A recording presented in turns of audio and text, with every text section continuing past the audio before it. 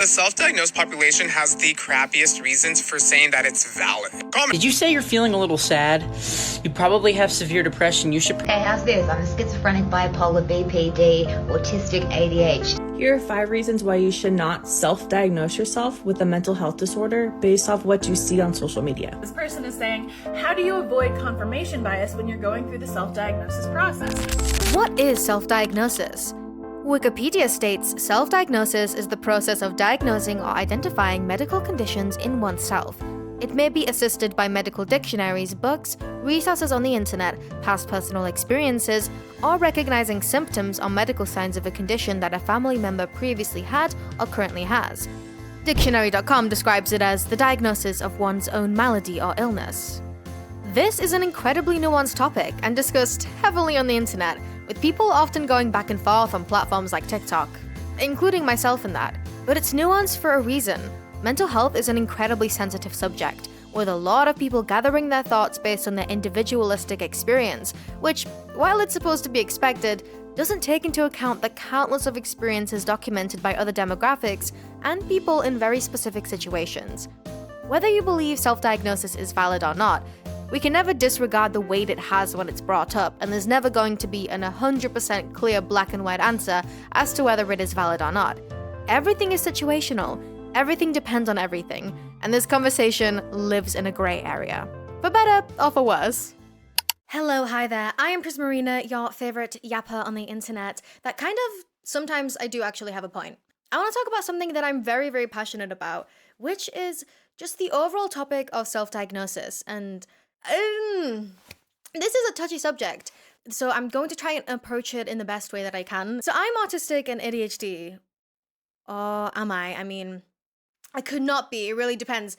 But I will say it is quite an autistic thing to make an entire video about this, I will say. Now, there's many reasons why people would self-diagnose. Let's explore some of them. So how I see self-diagnosis a lot of the time is the same way that we diagnose a cold. Now, I know obviously there's like a lot of bloodlines and differences, but just the fundamentals of like wanting to know what's wrong with you, identifying it, then doing things to like medicating, you know, doing your whole thing is diagnosing a cold. Whenever you get a cold, you get a sniffle, you get a little, but you know, you Google your symptoms and you're like, okay, this is a cold. Or if you're familiar with it, you're like, this is a cold. I know what I'm gonna do. I know what's wrong with me. Let me go to the pharmacy. Let me get like my eye drops. I'm a lover for a good nasal stick. Like very, very good. I certainly appreciate that. I think a lot of people, when initially hearing about self-diagnosis, their like reaction is, well, you're not actually meant to self-diagnose. Like none of us self-diagnose, like we don't self-diagose, which isn't true. I mean, I'm sure we've all Googled symptoms before, like, and then eventually, of course, it turned out that we have cancer somewhere. Been there. By the way, fun fact, I thought I had ovarian cancer for like years, and then I discovered that what I was feeling down there was my cervix. So, fun fact, I guess, I don't have cancer. I mean, not that I know of. However, my mom did once give me a shirt saying, fighting cancer with confidence. I am yet to understand why she bought me that shirt, but that's irrelevant. The University of Colorado said, for most, it's a relief to know. They said, simply finding an explanation can be cathartic, and it can create access to communities that provide normalization, support, and validation. Now, I definitely relate, like, heavily to this one. It can be very cathartic to just know that you can finally describe yourself. I feel like for years of my life, I wasn't able to describe myself. I feel like, you know, when like someone asks you in an interview or something, they're like, describe yourself in a few words, pick a few words, and it's like, I could never do it because I'm so contradictory. I felt like a walking contradiction. I felt like I never knew what I was doing. I never knew why I was like this, and I didn't know what to do about it. I don't know how to accommodate myself. I didn't know if there was something wrong with me.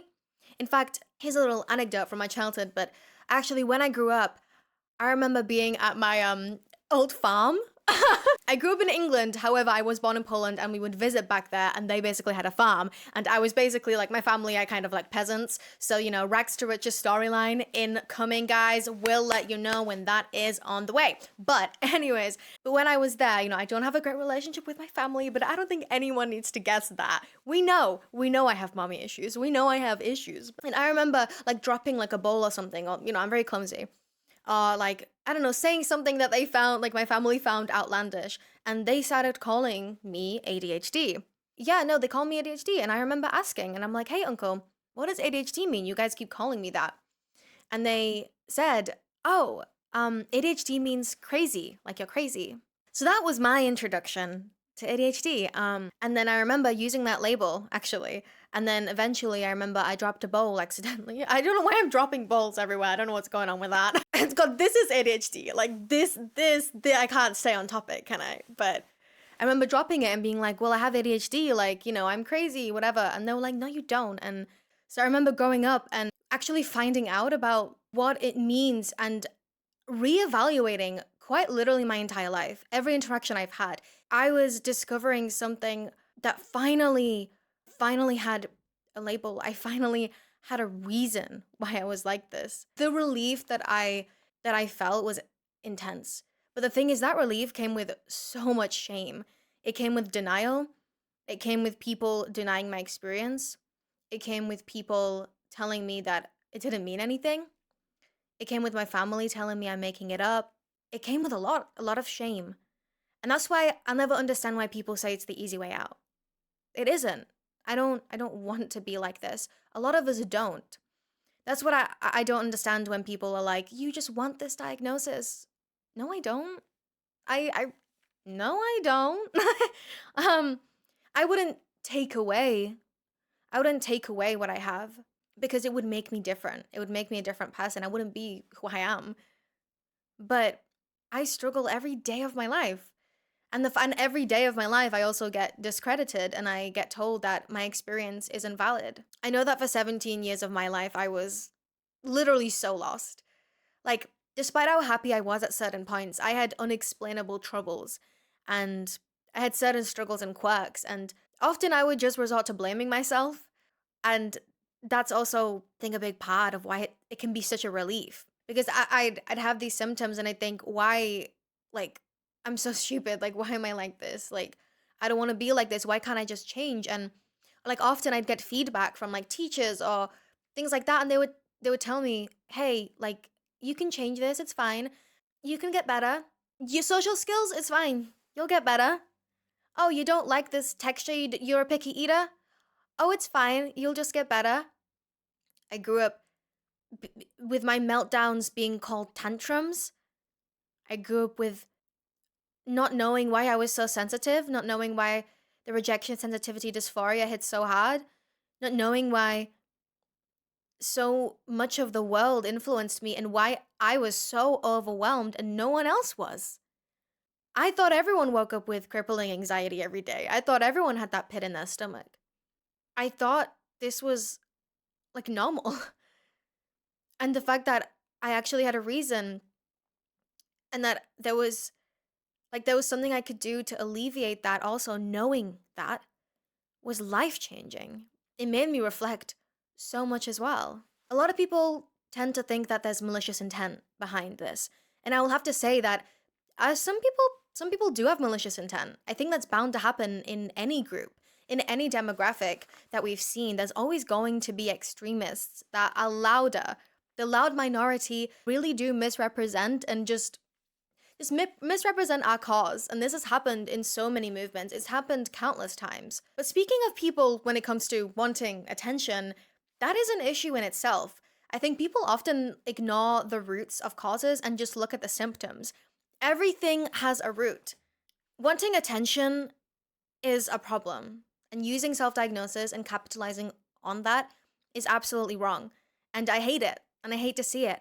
But I also don't have hate towards the people. At the end of the day, they are just people, usually young, also usually quite young and impressionable, on the internet, just trying to find their footing. And if they want attention that bad that they're capitalizing off medical diagnoses, and mental health disorders and things like that, then you could also venture to say that maybe they have a problem in them, like in themselves, and maybe they are mentally ill. They probably are mentally ill, because no mentally sane person goes on the internet and does that. What if they're not actually mentally ill and they're just making it up for attention?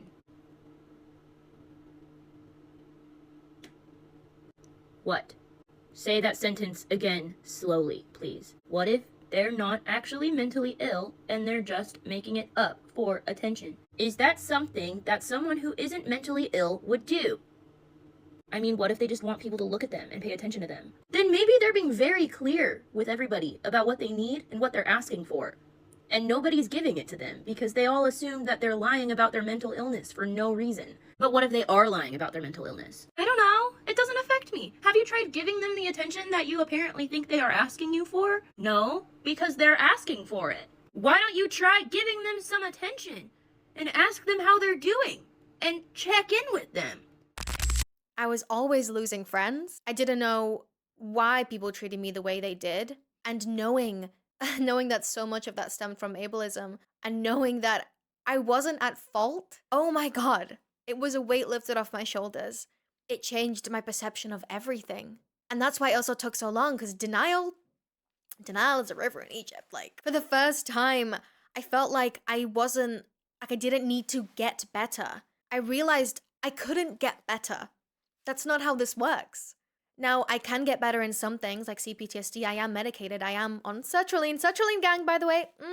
And that, I could say that truly saved my life. In fact, how I got the sertraline also is very interesting, because I think people harp a lot on, you need a doctor's note, you need this and this. But the way that I got my medication was over the phone. I called in, I got an appointment through the phone. They called me, I had like a 10-minute chat. I told the doctor about my nightmares, about the stuff I was experiencing. And he was like, okay, let's try sertraline. Can you pick it up like the next hour? I'm like, yeah. So he ordered it and I delivered it, and I've been on it since. That was 2 years ago. 2 years ago, I started my antidepressants, and they changed my life. They did. They alleviated a lot of the underlying anxiety I had, but I still am the way I am. But it's crazy that I was lucky. It's very easy to just throw antidepressants at someone instead of the doctor actually wanting to look into it and try and diagnose something, because there's such a shortage. There's such a shortage of staff, especially in the UK, especially in the NHS. And not only that, but it's a whole process. And it's so much easier for them to say, try this medication. If it doesn't work, come back. They just want to medicate everyone. And it's easier to do it. It's quick, it's easy. I got it over the phone. The fact that it worked for me was incredibly lucky. It could have gone very wrong. It could have made me a lot worse. I've had friends that have tried antidepressants that did not work for them. I was just lucky when it came to mine. And I'm appreciative for that doctor, yes. But I also wish that I feel like it was a little careless. And I think a lot of doctors can be so careless and not realize the power that they hold. But why would anyone choose to self-diagnose? Now, I think the more honest question is, why would people resort to self-diagnosing? Because despite how misrepresented the community is, most people genuinely want health and the right healthcare, but it's just impossible to access. It's so hard to get help. Even in countries like the UK, especially in countries like US, where the healthcare system is so expensive that you have to pay for absolutely everything. In the UK, a lot of people have to resort to private means. And I have had friends that also have resorted to private means. So we have CAMS, the teenager medical thing. If you want to call up and be like, hey, I'm depressed, that's what they give you to. You can watch a bunch of TikToks about how CAMS treats you. So in year 4, I went to them and they were like, well, you're little, we don't want to put a label on you, so bye. So that was it. Anyway, then when I was about 11, I went back and I was like, guys, I'm suffering and I've been suffering for years already. Like, what? And they were like, okay, well, we'll put you on the waiting list. There's not much we can do. I was on the waiting list the week before I turned 18. And by the way, 18 is when CAMS get rid of you. They were like, we're going to help you transition into adult CAMS. What do you mean help me transition? You haven't seen me. You have not seen me. Anyway, so I go to the adult CAMS, whatever it's called. And they do an assessment of me. Which, by the way, the assessment is a half-an-hour phone call with someone you've never met before. So obviously I didn't give them all my personal details and masses and masses of detail. I don't know how to word that. Anyway, but I gave them enough to know it was bad. But they were like, sorry, you're not actually bad enough for help, so we're going to take you off the list because you're not bad enough. I was bad enough. I was being hospitalized. I was trying to. So my dad phoned them up and he gave them more details of what was happening and stuff. And he like wrote a letter to like, I don't know, the prime minister, not like, you know, the local elected person of your town, stuff like that. And then they were like, well, okay, we do think you're bad enough, but you're actually too bad. You're beyond our help. Why would you tell a mentally ill person that they're beyond help? Anyway, so then my dad, because he always has my back, he was like calling the people and he was like, you need to help my child because she is not doing good. So they put me on the list, arguably against their will, but put me on the list. Since I've been on that list, I'm now 19. I think I've had a total of about 3 or 4 meetings. One time I almost, but like I tried and I was hospitalized and it almost worked kind of thing. Anyway, so I had my CAMS meeting after that and they said, well, did you try deep breathing? Yeah, that's why people hate it. I luckily didn't experience much with CAMS because I thought that having crippling anxiety at the age of 13 every day of my life and feeling sick going to school was normal, so I didn't reach out to help till I was 18. But a lot of people are placed on waiting lists that are so long, and I mean years long. Fun fact, fun story time. I got placed on the waiting list when I was 18. I went for an appointment recently, like a few months ago with a doctor because we were talking about my medication, if we need to change anything. And I remember telling him, you know, I am on the waiting list. Could you maybe check like where I am on there? Like, you know, it's been 2 years. And it turns out I wasn't on the waiting list. And they had to re-put me on there, which means I have to wait another few years. How much do these physicians really know about these specific illnesses and conditions and general disabilities if they've had to study so much of the mind and body? I think about this all the time. There's actually been people that I've seen go on TikTok, psychiatrists, people also that studied psychology. They would come on TikTok and they'll be like, I didn't get any lesson on autism, or I didn't get a lesson on this.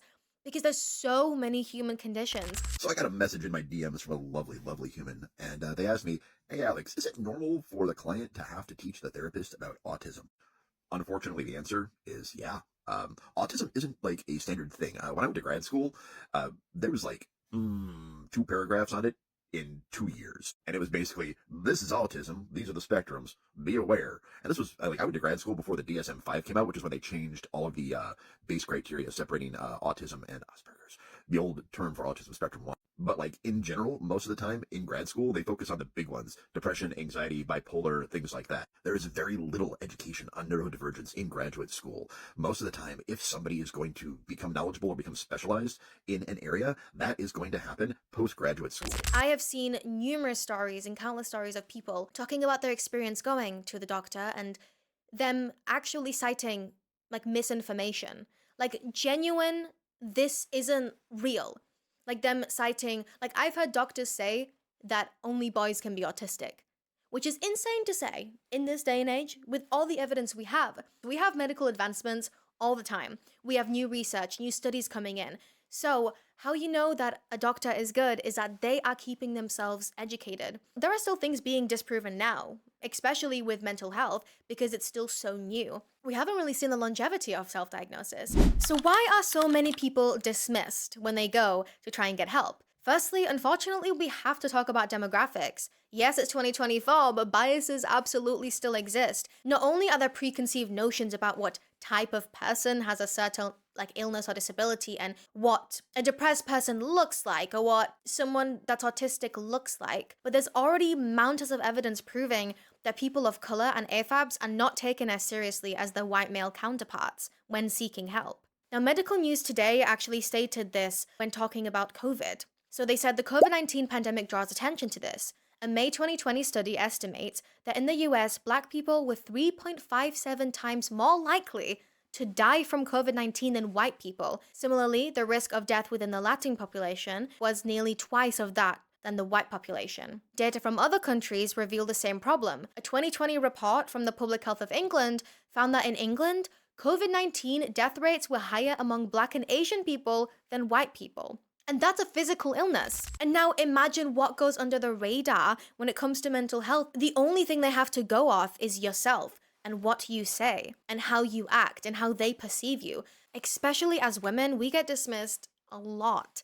And we get written off as dramatic or hysterical and crybabies. At one point, the DSM criteria had hysteria as a diagnosis. Hysteria was basically the medical explanation for everything that men found mysterious or unmanageable in women, a conclusion only supported by men's historic and continuing dominance over medicine, and hysteria's continued use as a synonym for over-emotional or deranged. It's also worth noting how many of the problems physicians were attempting to fix in female patients were not problems when they presented in male patients. Gendered stereotypes, like the ideas that women should be submissive, even-tempered, and sexually inhibited, have caused tremendous damage throughout history and continue to do so today. It doesn't seem so coincidental then that most modern treatments for hysteria involved regular marital sex, marriage, or pregnancy and childbirth, all proper activities for a proper woman. Now, even though hysteria is not a valid diagnosis anymore, we keep seeing generalized labels be slapped onto women all the time because doctors don't see our problems as serious. Now, some now argue that BPD, borderline personality disorder, is actually the new hysteria because of the increase in diagnosis and the misdiagnosis happening because of the overlapping symptoms with autism, ADHD, CPTSD, and especially co-occurring, and also the fact that a lot of these illnesses are comorbid a lot of the time. Something I've been seeing go around a lot is this anomaly where like a lot of AFAB, female presenting, like women, whatever you want to say, talking about how they think they might have autism because of the internet, but they go to their psychologist or their doctor or whatever, and they're told, no, bestie, you just have CPTSD or BPD or ADHD or whatever. And on the one hand, you have the very real and valid concern where people wonder if maybe doctors just have a lot of internalized ableism or stereotypes in their brains and just refuse to diagnose women because women can't be autistic, and so they give you a million other things. Or maybe you are undiagnosed autistic, but because you're undiagnosed autistic and you've been that your whole life, you now have these other disorders comorbidly. Or it could be that you just have those other disorders and you're not autistic. And I've seen so much confusion circulating on this app as to, how you can tell which one it is. And something I think that no one is talking about that I need to bring up is the fact that when we're talking about traits and symptoms of any given mental illness or disability, what a lot of people fail to do is put context to those symptoms and traits. It's not just about the what of what is happening, it's about why. It's not just what is being presented on the outside, but why it's happening, what's going on in here, and how that trait or symptom came about. Splitting and meltdowns look really similar sometimes on the outside, but they happen for very different reasons. And you need to be able to understand what is going on in your brain at the time that it happens in order to know which one it is. There are people that are misdiagnosed with BPD, and it's thrown on.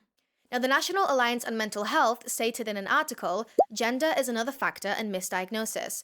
The epidemiological rates of BPD in males and females are roughly equal. However, females are overdiagnosed and males are underdiagnosed significantly. This happens in part because women are overrepresented in most studies and treatment. Stereotypes about masculinity and femininity are also likely at play. It's no surprise that females who have long been stereotyped for being emotional or hysterical are the ones that are overdiagnosed. And unfortunately, even if you do get into that room and you do actually get to talk to a psychiatrist, a doctor, there's no guarantee that they will diagnose you. There's no guarantee that they're a good professional. There's no guarantee that they have kept themselves educated. And also, how do you not know that they have an implicit bias, whether it's intentional or not? And many, unfortunately, will go through an experience that can be quite traumatic. I've seen people recount their experiences about getting diagnosed with autism or trying to or the questions that they would ask you and the things they would make you do. It's very overwhelming as it is to go in for a diagnosis and then having all of these things piled onto you and then to not even get diagnosed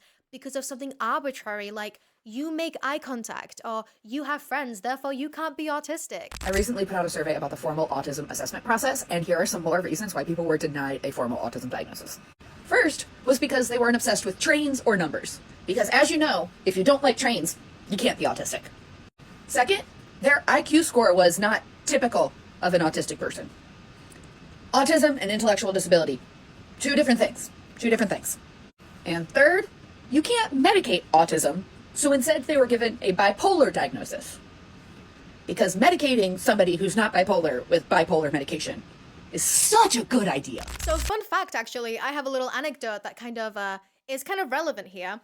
But I actually once had a trial therapy session. So it was just going to be 20-30 minutes talking through the stuff that I'm struggling with and seeing, if they're the right therapist for me. So I had this really lovely woman. We were on Zoom, and I remember I was in my basement flat, and it was really colorful. There's a lot of, which you can see, I love my colors. I just love dressing in colorful stuff. And I remember opening up to her. This is also a private therapist. And I remember telling her, about my depression and how much I'm struggling, and she told me that she was surprised considering how colorful my room is and how colorful I am. Oh, that's surprising that because you're so colorful. and how cheery I came across. Spoiler alert, you can be depressed and like colors, you guys. Listen, I don't have to like black and literally have like mascara running down my face to be depressed. Anyways, I didn't choose the therapist. Like, I didn't. And then that actually kind of put me off a little, and then I didn't end up getting therapy because I can't afford it. And many will say, but they are still a professional and you're not. And that's true. A lot of us did not go to medical school and will never be able to put these criteria into the perspective that they were taught in. The resources that doctors use is basically all online. It's public information. If you want to study up on psychology, you can straight up just go and buy a book. You can Google. You can look at all the diagnostic criteria. You can look on the NHS website. Like, there's countless sources that doctors use on a day-to-day basis and that doctors like still keep up with. So let's get into confirmation bias. Now, WebMD states, confirmation bias is a psychological term for the human tendency to only seek out information that supports one position or idea. This causes you to have a bias towards your original position, because if you only seek out information that supports one idea, you will only find information that supports that idea. This is in opposition to doing more comprehensive research that would expose you to opposing ideas. And this, I've got to say, is an excellent point. If you have your mindset on a specific diagnosis, naturally you'll seek information that will confirm that diagnosis even more. And that's why getting a third person involved, I think, is a great way to go when trying to be critical with self-diagnosis. And that's what people don't realize. I think they get very hung up on something specific. What I also like to do when it comes to fighting confirmation bias is just gathering like information, but just talking to like friends and family, especially the people that you grew up with. I remember asking, my mum how I was when I was younger, just seeing what she would say. And she described things that were like very, very like blatantly autistic. And I think it's very important that you get someone else's perspective and also get someone's perspective that doesn't exactly know what you're looking into, which I got that too. I remember actually growing up, I did get comments from teachers backhanded being like, I'm a little different. And I always knew I was different. Like, girl, I was bullied in high school. Like, I was like, yeah, like a lot was going on here. A lot. Everyone noticed my weirdness. Everyone noticed that I was odd, that I might have needed help, but no one wanted to help. No one told me, hey, let's go get evaluated. The overwhelming evidence that I have found can't be just thrown away with a simple you want to identify with it. Why would I want to be this way? Like, genuinely, I don't understand. Why would I want to be like this? It took me so long to accept. And I tried. I remember being in bed and thinking, I might be disabled. And I might have been disabled my entire life, and I've just been hanging on by a fucking thread. I've been trying so hard, literally just to live, like to survive. Like, why is no one trying as hard as I am? Why is everyone finding it so much easier than me? I was in denial. I didn't want to accept this because it would change everything. But I knew that I had to, because I knew what was right, and I knew the information that I discovered it's not something that I could just brush off. I needed to accommodate myself. I needed to help myself. I needed to do more research. I needed to look into more, because I needed to know where do I go from here. Finding out that you might have something for the rest of your life is not fun, and it's not something that I wish on anyone. But I would so much rather know and accept myself and work around that and find ways that I can adjust my schedule and adjust what I need to do in order for me to work better, in order for me to accommodate to the way that my brain works.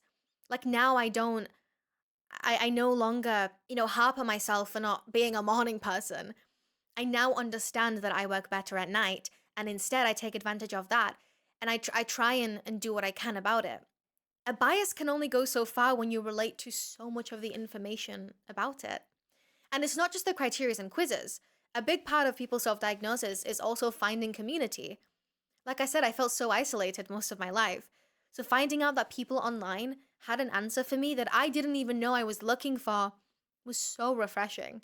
Like, I remember being in the kitchen with my best friend at the time, and we were both kind of discovering it at the same time. I remember like seeing TikToks come up on my For You page and being like, hey, like, look at this. Yes, it starts out as TikToks. I mean, it did for me, not for everyone, of course. Because there obviously has to be like an origin of information, if you will, a seed planted. It was just the seed that planted, but the plant that grew was all the information that I found out thereafter. I'm very poetic. I finally felt like I wasn't the odd one out. And what I love about especially the autistic community is how accepting they are, especially with self-diagnosis, because we know how hard it is. I've spoken to autistic like diagnosed individuals and they have validated me and they've made me feel better, and I am so grateful to be in communities that are so loving and accepting and that understand that it's so much more than just wanting to be quirky.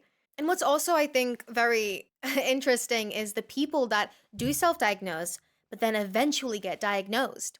Like it's so interesting how we can actually be quite accurate. At the end of the day, who is going to know me and my brain more than myself? I want to talk about self-diagnosis today. For reference, I was professionally diagnosed a few years ago, and before that, I was self-diagnosed. A lot of the conversation around self-diagnosis leaves out the fact that for a vast majority of people who were not diagnosed as a child and go on to be diagnosed as an adult, there had to have been a period of self-diagnosis. And it's often not recognized that the reason that someone who is autistic and goes on to get a diagnosis later in life was not diagnosed as a child is because of the medical system sucking so bad. If you are autistic and it was not caught as a child, chances are it was because of very strong biases that still strongly exist today. That's a lot to unpack, so I'm not going to do that in this video, but I'll just say that when I did end up going for my diagnosis, I knew that I was autistic, and if I had not gotten a diagnosis from that doctor, I would still know I was autistic today. And if I had not had that period of self-diagnosis before I ever went to the doctor, I know for a fact I never would have gotten diagnosed professionally. And that's not only have people gotten diagnosed like eventually, but there are doctors that don't want to put a label on it. Like, I have had that in my personal life and online. There are doctors out there that literally do not want to put a label on it. And there's many reasons for that. Obviously, the obvious one is they just, don't want to actually diagnose, and it's a whole hassle. But there's actually a lot of reasons why somebody shouldn't get diagnosed. Having a diagnosis, it's something that you definitely have to be very committed to. I also know that there's people out there that wish they didn't have a diagnosis. There's people that their diagnosis ruined their school life. It ruined like a lot of things for them. So an article by Devon Price actually touched on this. It says Canada considered autism to be a burden on the state's healthcare system and hence refused to allow any autistic people to immigrate to their country until 2018. And New Zealand still denies entry to autistic immigrants. Australia denies autistic kids visas. An autistic Ukrainian refugee was recently turned away from the United Kingdom because of his disability. Now, besides this, there's a list of other reasons why people may not want to get a diagnosis. So in this case, it does touch a lot on autism, mainly because it's just self-diagnosis is very prevalent in the autistic community. This can also apply to mental illnesses and and disorders, so just keep that in mind. So here's a list that I got from an article that I will link below if you would like to read it. It's very interesting. Most autism assessors are not qualified to work with adults, particularly marginalized ones. Diagnosed autistics can lose their legal autonomy. We saw this also during COVID when they were handing out DNRs to many of the disabled individuals. People like me were seen as less worthy of life. It can be used against you in cases of reproductive rights and custody battles. And most importantly, some people are content without one and live with peace knowing that they are, accommodating to themselves harmlessly. It's exhausting to seek a diagnosis in this world. And that's on top of an already very overwhelming and overstimulating world. Some people just don't see it as a necessity. Like at this point in my life, I don't really know if I'm gonna get diagnosed. I don't know if I even want to. I want to try medication. I do, but it's so hard. There's no possible way that I don't know if I will be. And it's a sad reality, but this is what we live with. Now, besides the reasons to not get a diagnosis, that doesn't even mention the outrageous cost to get assessed privately. For example, if I wanted to get an assessment for autism and ADHD, it typically ranges from £1,000 to 2,500, and sometimes even more than that, depending on where you go and the type of assessment that you attend. And getting this money is almost impossible, especially if you can't work because of what you may have. And yes, you can theoretically go on these waiting lists, but some of them are so over capacity that they've literally started closing them. For example, the Central and Northwest London NHS website advises that since November 2023, they have had to close their waiting list for ADHD. Due to receiving extremely high numbers of referrals, they are at capacity. Astonishingly, their current wait time is over 36 months for those that managed to get on the waitlist prior to closing. Even if you manage to get an assessment and go through all these hurdles and hoops, who's to say they will even take you seriously? So does self-diagnosis harm other people? Now, this topic is consistently brought up to challenge self-diagnosed and those that are supportive of it. And usually they're referring to the misrepresentation we see online. But also it is important to take this into account when critically thinking about it. You and me, like anyone else, is tired of the oversimplification of disorders online and the way that people have capitalized on these serious conditions to make relatable content.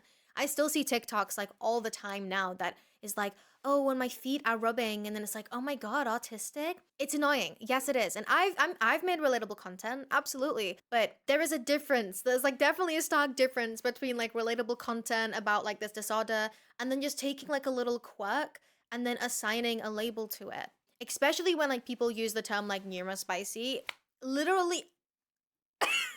Oh my god, please don't get me started. Like I really a lot of people, when being gay started to like be more accepted, they were like, why are there so many gay people? And why are there so many gay people now? But it was literally because people started to feel comfortable in expressing themselves and finally in coming out.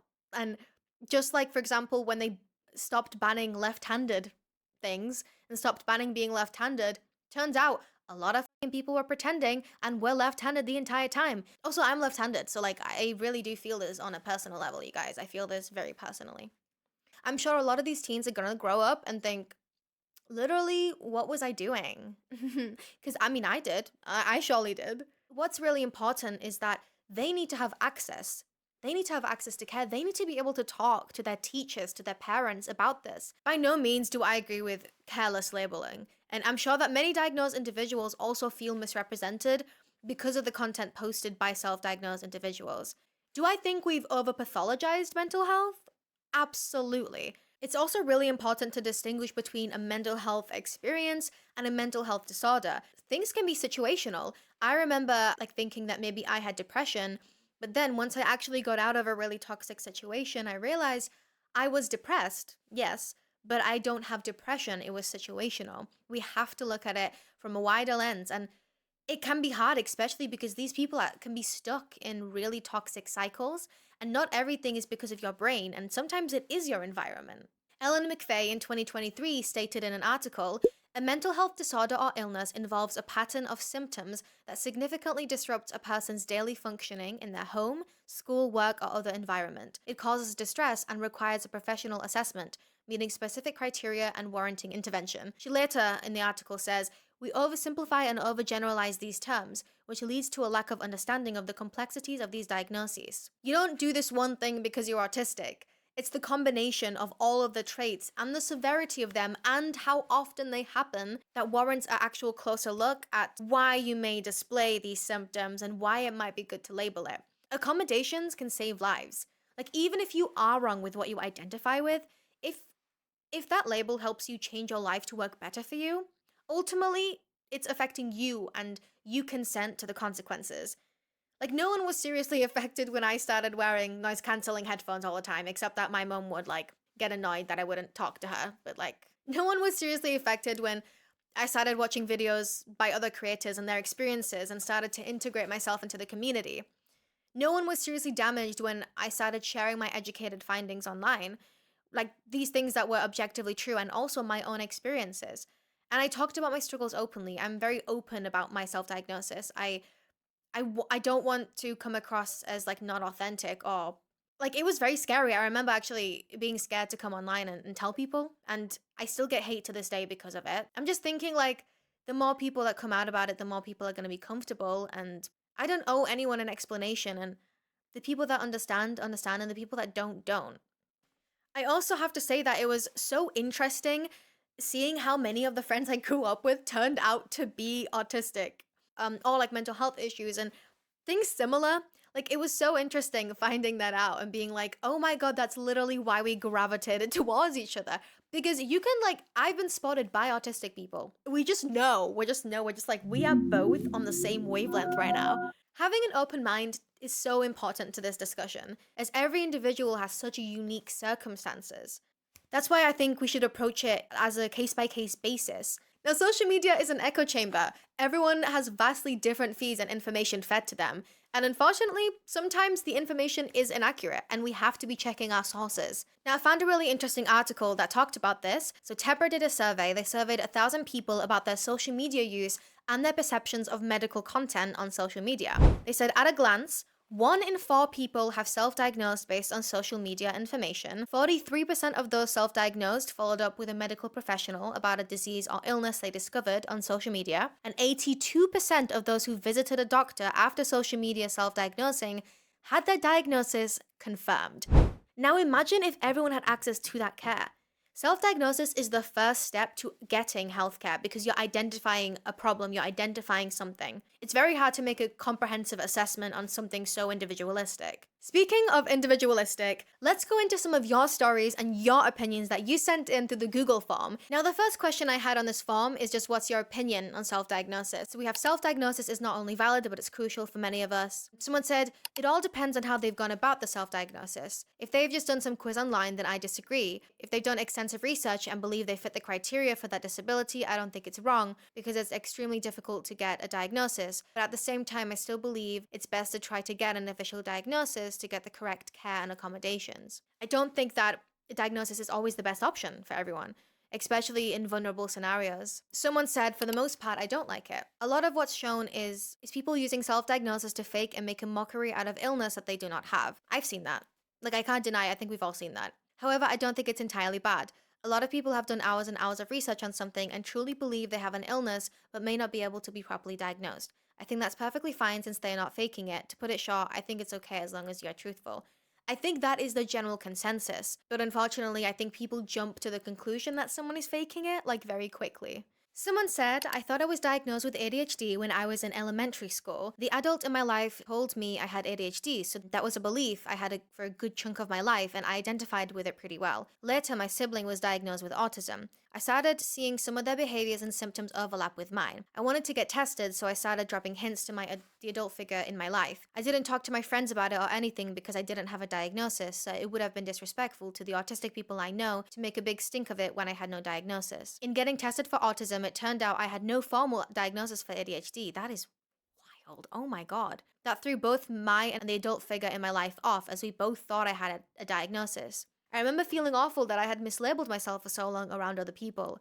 It eventually did turn out that I had autism. The whole ADHD autism pipeline is definitely interesting. I didn't think I was autistic. I thought I was ADHD, and then I discovered both, and they do co-occur a lot. And I really resonate with the seeing behaviors in other people. Like, seeing it in other people, I think that is the best way of kind of getting familiar with what it's like. Somebody said, I've not been able to get properly diagnosed for autism. I've been diagnosed with PTSD, major depressive disorder, and anxiety. However, they refused to diagnose me for autism or ASD, as I had explained I did research online and took the RADS test several times. The RADS test is basically like an autism quiz that's very popular. Dismissing it as Googling traits. However, I have been looking into ASD for 5-ish years at this point. Meanwhile, my mentor, basically the on-the-go counselor, sat in the car with me for 5 minutes and knew I was autistic. Autistic people know I'm autistic. I don't have the resources to find someone who specializes in ASD, and if I could find someone, there's a high chance they value Autism Speaks as a reliable source. So Autism Speaks, it's basically an organization that tries to cure autism, and it primarily focuses actually on parents of autistic kids that want to cure autism. Fun fact, you can't cure autism, it's a neurodevelopmental disorder. So, good luck doing that. Please don't. Unfortunately, a lot of people do use that as a source. It's not a good area for me to be in, yet no, Someone said the DSM-5's criteria for autism diagnosis is severely outdated within itself, as well as most of the medical field believing in old, outdated research, such as thinking autism is a lineal scale, when in reality it's much more like a pie chart, or a stat chart from Pokemon. Oh, the strategy battle games, fantastic. People also don't have the resources. However, only researching for a day or week isn't the right way to do that.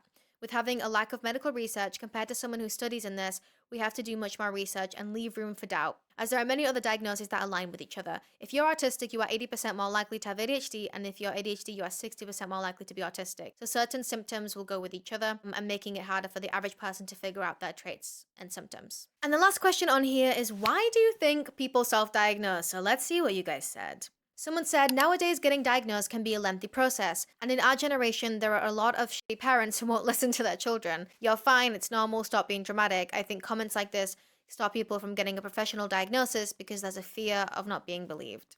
Not only do you have to struggle with not being believed by doctors and professionals, but also sometimes by your own parents and your own family. We have someone that I think I know this person. So trigger warning for this next one. They said simple, disorders are challenging. They can make your life miserable. Even end it. True. Been there. It hurts to fail simple spelling tests you've studied for hours every day, over and over. It hurts to have people only see your scars. It hurts to have panic attacks in school bathrooms. It hurts to watch your hair fall out and your hands turn cold. It hurts not to be able to get out of bed for days. It hurts to stay up until 6 a.m., desperate for sleep. It hurts to be lonely. It hurts to not fit in. It hurts to be the weird kid. And the worst part is that everyone either makes fun of you, ignores you, or pities you. When you discover a community that not only doesn't pity you, but relates to you, and has struggled with the same experiences as you, has the same issues as you desperately want to be a part of it. Because it means you're not lazy, inconsiderate, selfish, stupid, stubborn, or a crybaby. Maybe you're just different. It means that some of our most hated faults might not be our fault. Humans want to put everyone and everything into neat little boxes, and we want to sort ourselves too. We're obsessed with labels and we want everything to make sense. It reminds me of a lot when I learned about the LGBTQ plus community. I found people like me. I realized that I'm not broken and there's nothing wrong with me and I'm just different. It was hard to see and still see all the hatred, injustice, and mental health issues we face, but it's also so moving to find a community of people just like me. It still makes me smile every time I see a pride parade on the street, same-sex couple on Instagram, and when people introduce themselves and include their preferred pronouns. It makes me happy to see little pride pins on lapels, to see people getting gender-affirming haircuts, being proud of their gender/sexuality, and pissing off the homophobes on Twitter. It's so heartwarming when you find a community with people who, despite their disabilities, have grown up. That's also a big point. The suicide rate for autistic people and mentally ill people is so high. And I'm sure there's a lot of people that were undiagnosed that ended it before they knew that there was help available. Oh God, okay. Some are miserable, some are gone, yes, but some of them are happy, healthy members of society. Some people are happy, it gives you hope. Maybe one day you can have friends, a partner, a life. It gives you hope that you can get better, find ways to cope with what people have told us to be ashamed of and hide our whole lives.